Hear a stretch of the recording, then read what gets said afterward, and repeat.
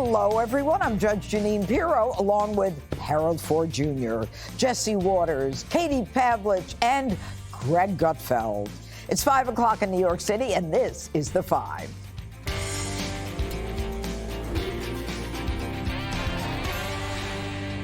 The bigger question should be, yes, Sonny, why did they vote for him? Yes. In sweeping... So they need to be introspective. No, we need to be introspective.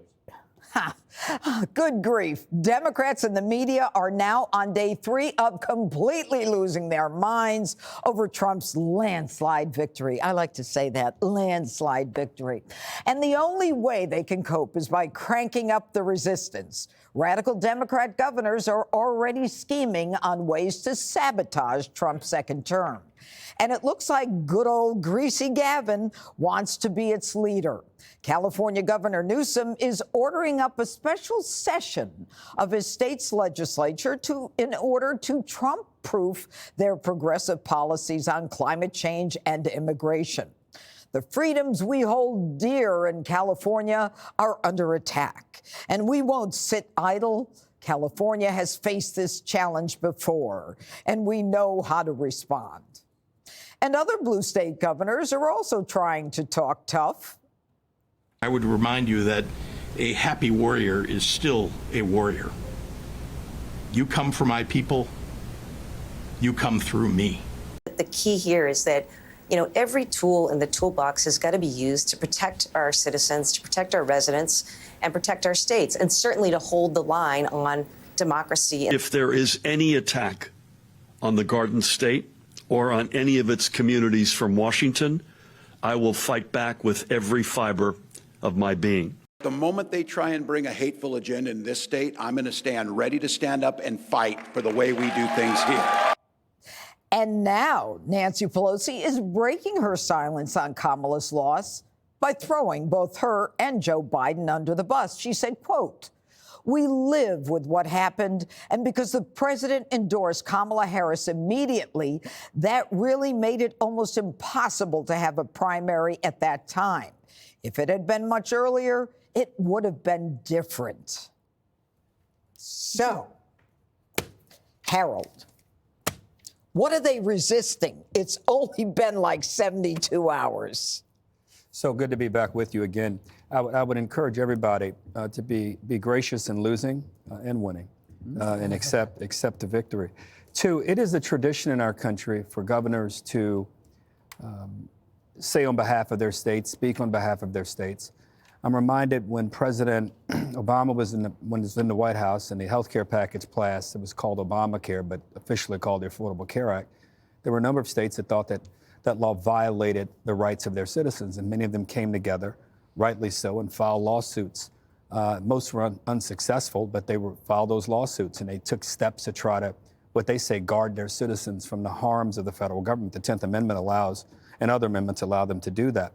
I'm reminded also that when the Roe v. Wade was overturned by Dobbs, there were states, this power was given back to the states, and states have passed laws to try to form laws that try to reflect the will of the people wherever they may live, be it Arkansas, Mississippi, or New York, California, wherever the state may be.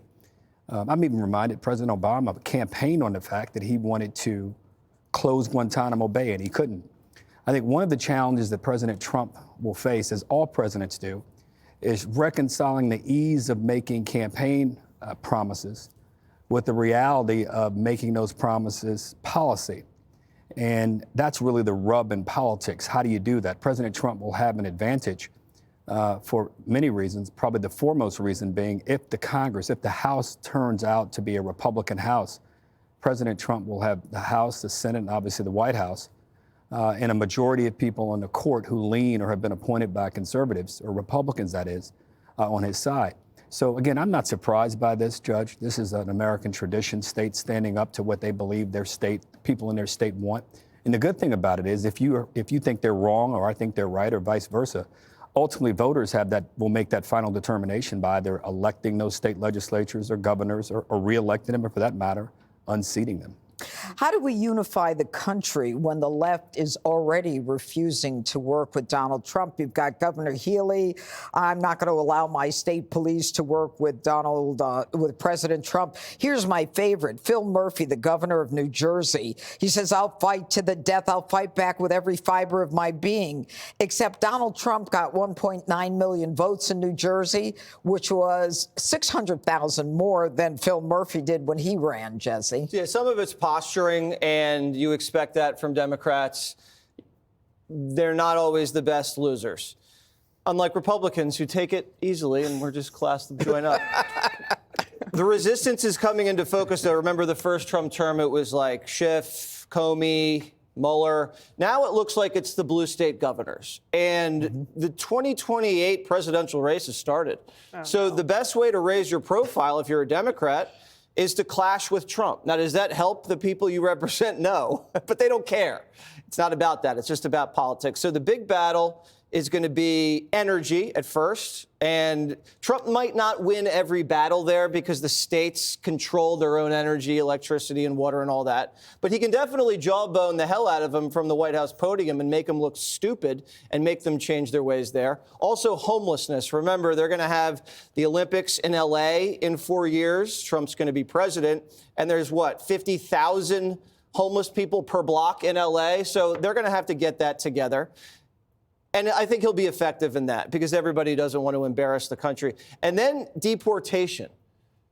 They're going to lose the states on this because that is a federal issue. And there will be massive clashes because you're going to have cameras out there making sure that they capture the images of ICE coming along and taking these people away. And they deserve to be taken away. Sometimes you have to do tough stuff. But AOC is going to be there tying herself to migrants. It's going to be hysterical.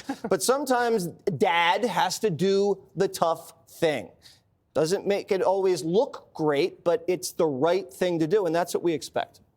You know, Katie, the interesting thing is that in California, I mean, Gavin Newsom can think he's going to, he's going to be the tip of the spear in the resistance. But London Breed lost. Gascon, that horrible DA in Los Angeles, lost. Proposition 36, which allowed for the increasing of penalties from Prop 47 that Kamala was in support of, that won. And, they're saying that they're geared up for the resistance. Yeah. Let's talk about the will of the people, especially in California. Donald Trump flipped 9 counties in California. Prop 36, as you mentioned, passed in all counties in California. 58 counties passed it because they want more law and order, they want punishment for criminals, and they want safer streets. It wasn't even close. Right. California is the #1 state in the country for people leaving the state, not coming into the state because of the policies of the far left. A lot of the autopsy so far we've seen this week, which will continue on the Democratic side, is that they have been beholden to the far left, and it has doomed them in this landslide election, not just at the federal level, but also in a lot of these local races. And so Democrats have an opportunity now to look at this and say, okay, we could actually work with Donald Trump. Clearly, the people of our states want us to be closer to the right side of the political spectrum than the far left side. The entire map shows it with the red arrows all going to the right. And yet you have people like Gavin Newsom doubling down on these failed policies that voters in his state have rejected. Yep. Click here to subscribe to the Fox News YouTube page to catch our hottest interviews and most compelling analysis. You won't get it anywhere else.